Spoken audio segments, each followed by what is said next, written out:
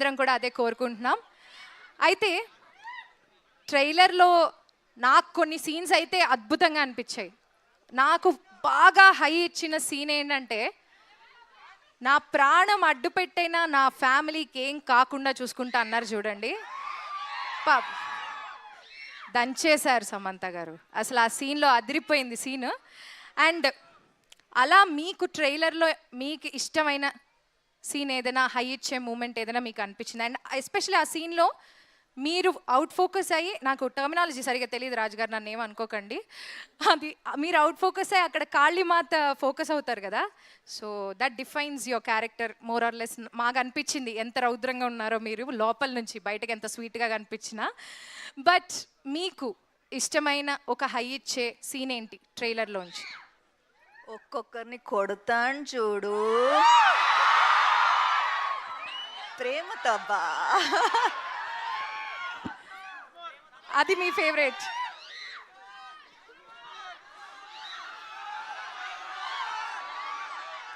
ఒక్కొక్కరిని కొడతాను చూడు,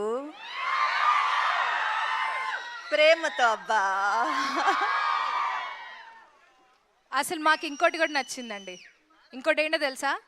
హీరో అయినా హౌస్ వైఫ్ అయినా డైలాగ్ కరెక్ట్గా పడితే బెదరాల్సిందే.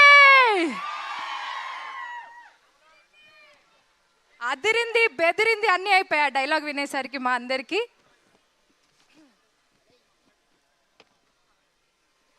సో ఇక్కడ ఉత్తమ కోడలు, ఇంకొక ఉత్తమ కోడలు శ్రీముఖి గారు వచ్చారు. చిన్న కోడలు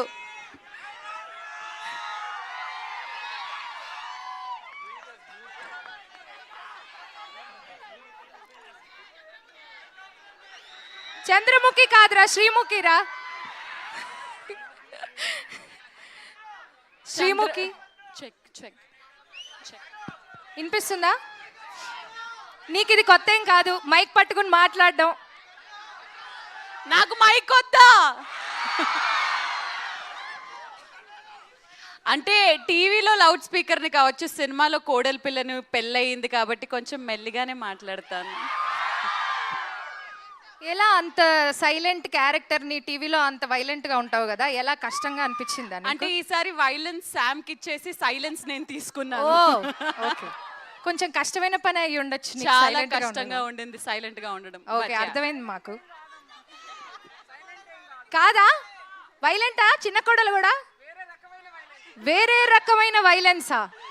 అయితే వెయిట్ చేసి మూవీ చూడాల్సిందే అన్నమాట.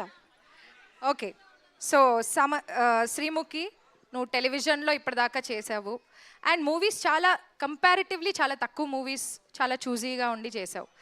బట్ ఇంత గ్యాప్ తర్వాత నువ్వు ఒక మూవీ చూస్ చేసుకున్నావంటే ఈ మూవీలో ఒక స్పెషల్ ఎలిమెంట్ ఏదో ఉండే ఉంటుందని మేము అందరం అనుకుంటున్నాం. సో నీకేమనిపించి నువ్వు సెలెక్ట్ చేసుకున్నావు? సమంత గారి పక్కన యాక్ట్ చేయడానికి కారణం అవసరం ఉండాలా అండి? ఆవిడ పెద్ద కోడలు, నేను చిన్న కోడలు అని అనగానే ఫుల్ రైవల్రీ ఉంటుందని చెప్పేసి ఓకే అని అన్నాను. So the major reason will be definitely truly wholeheartedly this బంగారం. Not just a fan of her work on screen మాత్రమే కాదు, ఆఫ్ స్క్రీన్ అనే తను ఎంత బంగారమో మీ అందరికీ తెలుసు. అండ్ ఆవిడ యాక్షన్ లైవ్లో చూద్దాము అని అనుకున్నాను, బట్ ఆవిడతో పాటు ఇలాంటి ఒక యాక్షన్ ఫిల్మ్లో వర్క్ చేయడం I feel very lucky. Nandini garu, thank you so much for having me on board and especially this man here, our family man. It was amazing to be associated with Raj sir also in this way. Kabatti oka complete family picture kabatti inka reasons avasaram levu. అర్థమైంది మాకు కూడా. Yeah. Thank you. Nandini గారు, మీరు సమంత గారు already ఇప్పటికి 3 films చేశారు. This is the third film. ఒకటి flop అయింది కదా, మధ్యలో మర్చిపోతా ఉంటాం. అవన్నీ మా దృష్టిలో ఏం అవ్వలేదండి, సూపర్ సక్సెస్ అయ్యాయి అన్ని మూవీస్. సో మరి ఈ మూవీ, మీ మూవీ జర్నీలో మీరు సమంత గారిలో అబ్జర్వ్ చేసిన చేంజెస్ ఏంటి? ఆవిడ ఎలా గ్రో అయ్యారు యాజ్ అన్ యాక్టర్ కానీ యాజ్ అ పర్సన్ కానీ మీకు ఎలా అనిపిస్తుంది? అండ్ ఈ మూవీ ఎక్స్పీరియన్స్ ఎలా అనిపిస్తుంది మీకు? I know it's long question. She అంటే very very very very difficult to convince అండి ఆవిడకి. ఏదైనా కథ కానీ ఓ డైలాగ్ అయినా ఏదైనా చెప్పాలంటే ఒక మన నీట్ ఎగ్జామినేషన్ ముందు కూర్చున్నట్టు ఉంటుంది ప్రతిసారి. And she has become a tougher examiner each time. So you have to up your game, you have to answer all her questions. But as an actor I can say she's a completely different actor now. From when అప్పటి శామ్కి ఇప్పటికి శామ్కి అసలు పొంతనే లేదు. She's one more chapter now by herself. And నేను ఇంతకుముందు కూడా అన్నాను, యాక్షన్ చేస్తే అబ్బా ఏం చేస్తుందిరా యాక్షన్ అనిపిస్తుంది, కామెడీ చేస్తే అబ్బా ఇంతకంటే బెటర్ ఎవరు చేయలేరు అనిపిస్తుంది, సో ఎమోషన్ చేస్తే అబ్బా చింపేసింది అనిపిస్తుంది. So she's A grader in everything. So it's fun. And మీలాగా నేను కూడా శామ్కి ఫ్యాన్నే. సో ఒక ఫ్యాన్గానే చూసా ప్రతిదీ నిజంగా. థ్యాంక్ యూ నందిని గారు. రాజ్ గారు,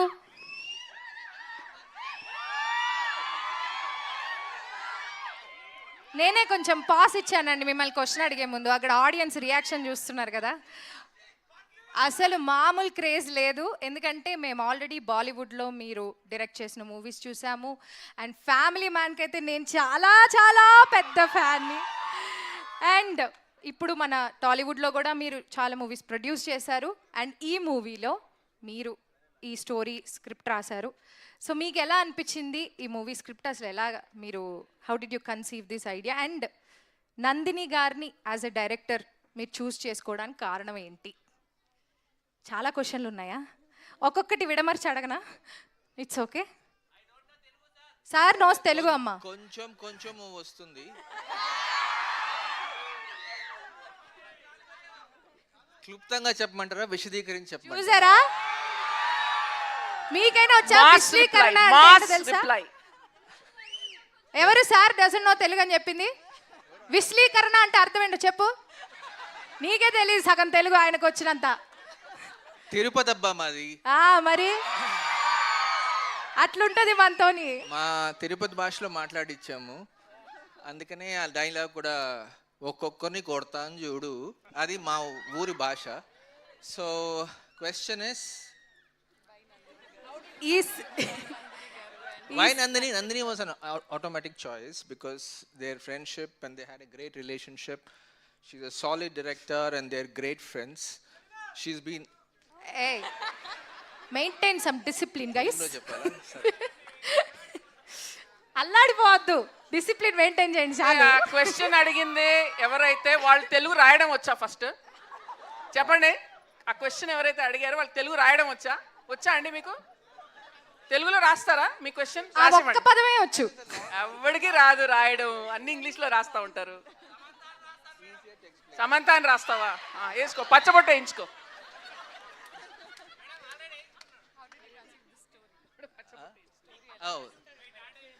మీరుండండి బాబు, ఆయన క్వశ్చన్ మర్చిపోతున్నారు.